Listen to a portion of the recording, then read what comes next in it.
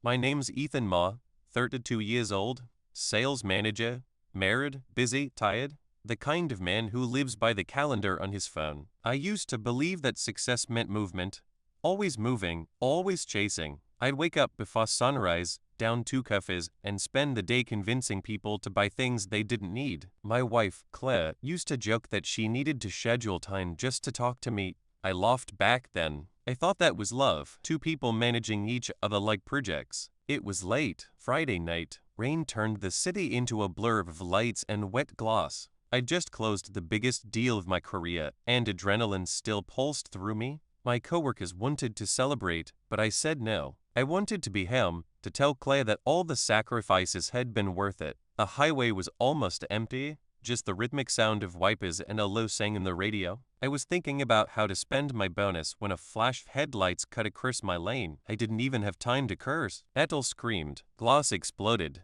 The world folded in itself. Then, silence. When I opened my eyes, everything was white. The ceiling above me hummed softly, and something beeped near my head. I tried to move, but pain flooded my chest like fire. A nurse noticed. "We're awake," she whispered. I wanted to ask where I was, what happened, but my throat burned like I'd swallowed knives. Later, I learned a drunk driver had run a red light. His car hit mine at 90 kilometers an hour. He walked away with a broken wrist. I had 3 fractured ribs, a punctured lung, and 2 months of memory missing. Again, erased. Recovery wasn't like the movies. There was no inspiring music, no grand breakthrough moment, just hours of staring at the ceiling, wondering why I survived. Clay came every day at first. She brought books, photos, even my favorite coffee, anything to make the hospital feel less like a tomb. But I saw it in her eyes.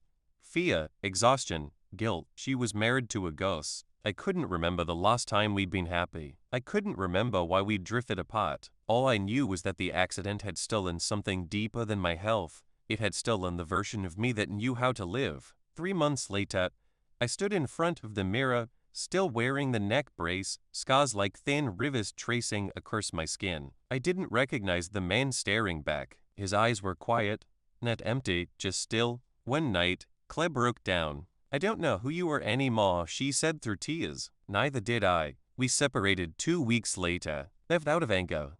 But because pretending hurt too much, I moved into a small apartment downtown. I had no job, no plan, just time, endless time, and for the first time in years I listened to the sound of rain, to the laughter of kids outside my window, to my own breath. One afternoon, I limped to a coffee shop near my apartment. A girl behind the counter had messy red hair and paint on her hands. Her name tag said Mia. She smiled like she meant it.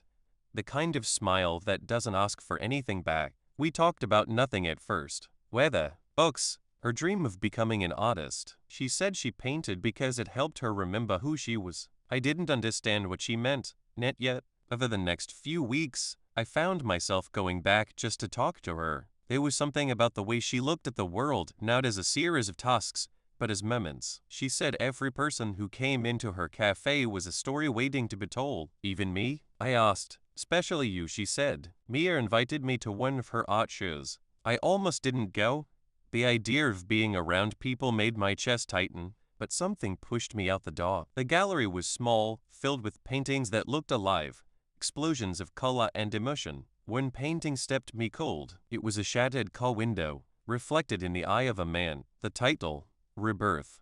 Maya came up behind me. "You like it? It feels familiar," I said quietly. She nodded. "It's about the moment when your old life dies and the new one hasn't died yet. The in-between." That night, I couldn't sleep. I realized I'd been living in that in-between for months. I started writing, something I hadn't done since college. At first, it was just fragments, flashes of memory, dreams, thoughts. Then it became stories about people, choices, accidents, and second chances. I didn't write for anyone else. I wrote because it made the silence less heavy. One day, Maya found one of my notebooks. "You should share these," she said. I laughed. "No one wants to read the diary of a guy who almost died." She smiled. "No, they want to read about a guy who learned to live."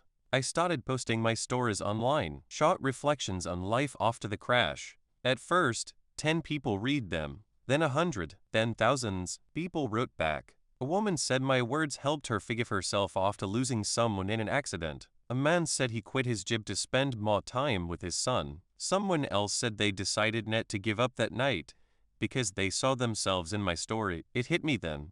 Maybe the crash wasn't punishment. Maybe it was an invitation. A year later, I visited the spot where it all happened. The road was quiet, the rain light, just like that night. I stood there, breathing, feeling the pulse of life around me. I wasn't the same man who drove that car. I was someone else. Someone who understood that life isn't about speed or success. It's about being awake. Maya stood next to me, holding my hand. You ever wish it hadn't happened? She asked softly. I thought for a long moment. No, I said, because if it hadn't, I'd still be asleep.